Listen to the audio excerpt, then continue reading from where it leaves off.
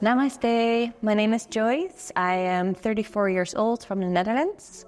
I just finished my 300 hours 𝗧𝗏 yoga teaching training here in Rishikesh in Vinyasa Yogashala, and I had a beautiful experience here. The best was for me to dive so much deeper into the philosophy, the anatomy, the beautiful teachers that we have had for the asana practice as well.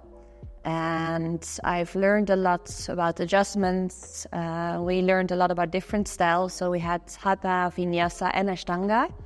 And the teachers were so professional, so good that every class that I was going to was learning so much.